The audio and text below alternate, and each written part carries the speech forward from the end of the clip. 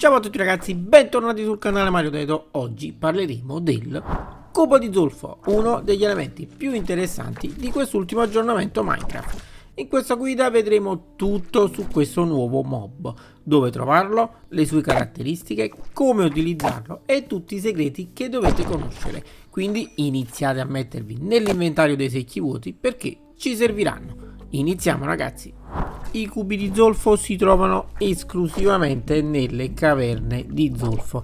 Per trovare una caverna dobbiamo cercare una sorgente di zolfo. Ci basterà esplorare la superficie, in particolare pianure ed altopiani, fino a trovare delle pozze d'acqua dal colore blu verdastro circondate da blocchi di zolfo giallo e vapori. Una volta identificata questa sorgente andremo a scavare verso il basso. In questo modo raggiungeremo la grotta sotterranea. Esplorando adesso il bioma troveremo dei cubi di zolfo che saltellano nell'oscurità. Giocando invece in modalità creativa potete benissimo utilizzare i comandi per teletrasportarvi direttamente in questo bioma. Una volta trovato il nostro cubo di zolfo lo possiamo raccogliere con un secchio. Essendo lui un mob passivo può despawnare come gli altri mob passivi. Per evitare questo bisognerà interagire con lui almeno una volta. Ad esempio andiamo a prenderlo con un secchio. I cubi di zolfo si generano indipendentemente dalla difficoltà di gioco, quindi lo troveremo anche in modalità pacifica. Sono simili ad un blocco già visto in passato, quindi sicuramente ricorderete gli slime, ma con la differenza che i cubi di zolfo non ti attaccano, ma come vedete saltellano allegramente senza una meta. In questo stato sono suscettibili a tutte le fonti di danno. Esistono due grandezze del cubo di zolfo. Questo che vedete è il classico cubo di zolfo grande. Poi abbiamo anche i cubi di zolfo piccoli. Infatti proviamo a colpire un cubo di zolfo normale. Come vedete genera due cubi di zolfo piccoli. E questa al momento è l'unica possibilità di riproduzione. Infatti non ci sono altri metodi per poter far accoppiare i cubi di zolfo.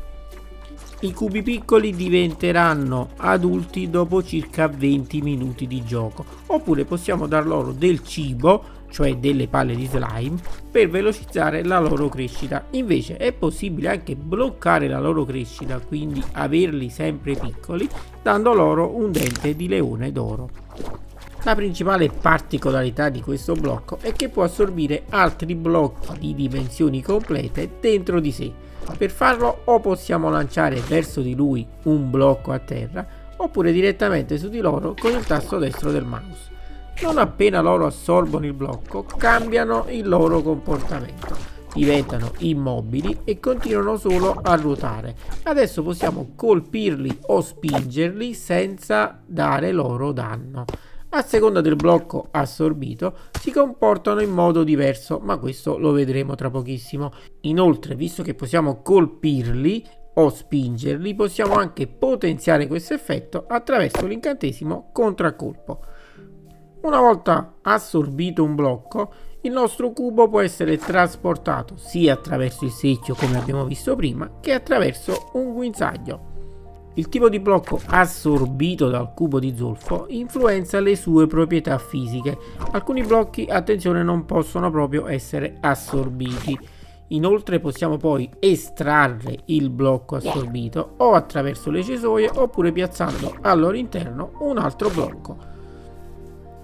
All'uccisione del cubo di zolfo, attenzione che dobbiamo prima liberarlo dal blocco e poi possiamo colpirlo, non rilasceranno nessun bottino ma solamente esperienza. Questo vale però solo per i cubi grandi.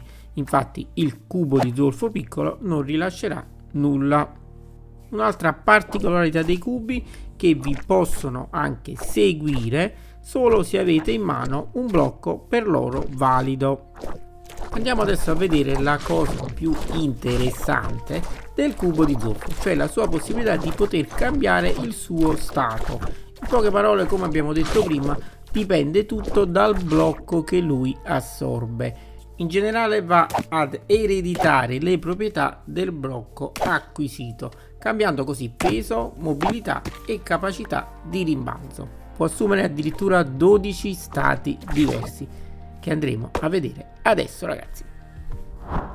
Iniziamo con la prima trasformazione. Proviamo ad inserire nel nostro cubo di zolfo alcuni dei blocchi naturali, ad esempio come la terra, blocco d'erba, blocco di carbone, argilla, calcestruzzo o fango. Proviamo ad inserire la terra, come vedete lui si blocca. Adesso il suo comportamento è simile a quello di un pallone da calcio, come vedete lo possiamo spingere, lo possiamo colpire, lui prende quota e rimbalza. Andiamo a vedere anche il suo comportamento in acqua, come vedete galleggia. Passiamo alla seconda trasformazione. Andiamo ad inserire nel nostro cubo adesso un blocco di legno, va bene, di qualsiasi tipo. Come vedete adesso il cubo diventa estremamente leggero e vola molto più in alto. È definito come una palla di gomma, infatti vola e rimbalza per diversi blocchi ed è anche molto difficile da controllare. Naturalmente, come il blocco precedente, può galleggiare in acqua. Facciamo la prova adesso ad inserire nel nostro cubo di zolfo dei blocchi naturali ma leggeri, come ad esempio blocco di alghe, zucca, anguria, coralli, blocco di muschio o balla di fieno. Andiamo ad inserire al suo interno. Come vedete il blocco scivola, non rimbalza. È molto veloce ma non può rimbalzare. Andiamo a vedere anche il suo comportamento in acqua. Come vedete sembra in questo caso una pallina da golf. Infatti in acqua il nostro blocco affonda. Andiamo adesso ad inserire o del ghiaccio o un blocco di neve al suo interno. Come vedete il blocco diventa scivoloso, sembra praticamente un disco da hockey. Andiamo anche a vedere il suo comportamento in acqua. Come vedete scivola velocemente, va in acqua, qui non si capisce, spostiamolo un altro poco e come vedete il blocco affonda. Proviamo adesso con dei blocchi di lana. In questo caso il cubo diventa una palla da spiaggia gonfiabile. Come guardate diventa leggerissimo, non vola tanto perché naturalmente la resistenza dell'aria lo frena. In acqua galleggia. Il nostro blocco invece con minerali o metalli diventa molto pesante. Come vedete non rimbalza, scivola lentamente e in acqua affonderà. Facciamo come sempre la prova, sarà dura spingerlo in acqua e come vedete affonda.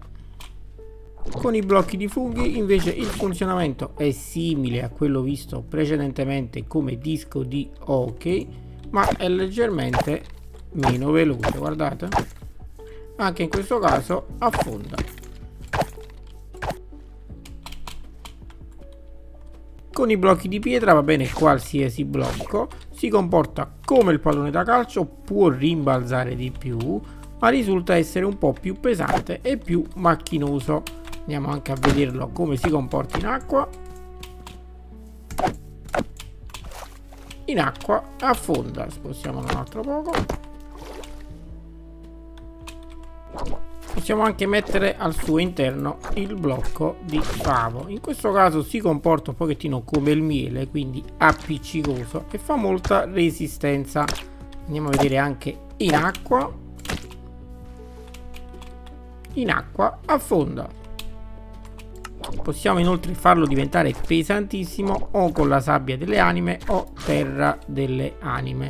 In questo modo sarà difficilissimo spostarlo e naturalmente in acqua questo blocco affonda.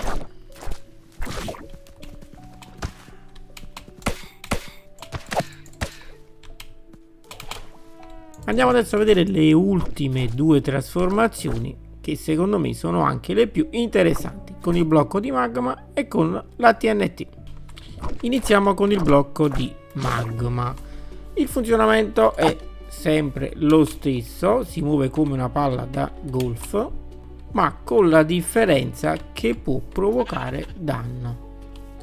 Abbiamo messo una pecora, poverina, come vedete ha subito danno.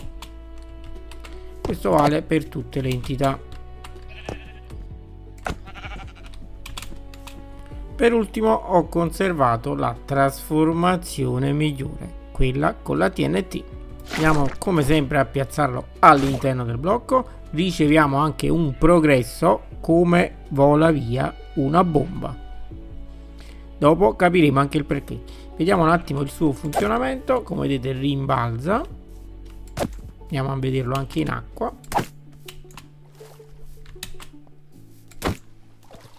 In acqua galleggia. Allora mi allontano un attimo dalla nostra isola per non creare troppi danni. Ci mettiamo qui, così vi faccio vedere come funziona questo blocco con la TNT. Come avete visto non si accende in automatico, ma dobbiamo avere una fonte di fuoco. Allora facciamo un attimo la prova, mettiamo qui una pecora. Poverina, ce n'era anche un'altra, va bene. Allora accendiamo, come vedete serve una fonte di fuoco, la nostra TNT all'interno, e la andiamo a spostare verso la pecora. Come avete visto la nostra TNT funziona anche all'interno del cubo di zolfo, ma c'è una piccola differenza. Adesso vi faccio vedere. Metterò una TNT all'interno del cubo di zolfo e una normale. Andiamo ad accenderle tutte e due. Esploderà prima la TNT classica e successivamente quella all'interno del cubo di zolfo. Perché? Perché così abbiamo la possibilità di inviare il nostro cubo verso il nemico. Vi faccio vedere un altro esempio. Proviamo a farlo da lontano. Posso anche non prenderla la pecora, infatti. Vediamo adesso. No, non ci arrivo per poco, forse sì. Ok, come avete visto ho più tempo per inviare il mio cubo verso il nemico. Possiamo azionare anche la TNT attraverso un piccolo circuito di redstone. Guardate, proviamo ad attivarlo. Come vedete si attiva la TNT all'interno del blocco e dopo circa 6 secondi esplode. Un'altra possibilità è utilizzare una spada con aspetto di fuoco. Ho procurato un attimo la spada, adesso la andiamo a provare. La utilizzerò direttamente sulla TNT. Guardate, parte in automatico la nostra TNT accesa e poi esplodere. Come per le TNT, anche le TNT all'interno dei cubi di zolfo possono far partire una reazione a catena se messi tutti vicino. Andiamo a fare la prova. Vado a piazzare due cubi con due TNT vicino, ne accenderò una sola. Adesso esploderà prima questa accesa da me e successivamente anche l'altra. Mi dispiace che il maiale, o meglio la pecora, si trovava in una zona pericolosissima. Possiamo inoltre interagire con il blocco di zolfo anche attraverso un distributore. Andiamo a fare la prova. Abbiamo messo delle cesoie. Attraverso l'uso del distributore riusciamo anche a togliere il nostro cubo all'interno del cubo di zolfo. La stessa cosa vale anche per piazzarlo. Proviamo adesso con questo tipo di legno e come avete visto va a sostituire il blocco all'interno del cubo di zolfo. Ok ragazzi, penso e spero di avervi detto tutto riguardo il cubo di zolfo e quindi vi posso salutare per questo episodio, ma vi ricordo come sempre like a questo video e iscrizione al canale, attivate la campanella e noi ci vediamo al prossimo episodio. Ciao a tutti ragazzi!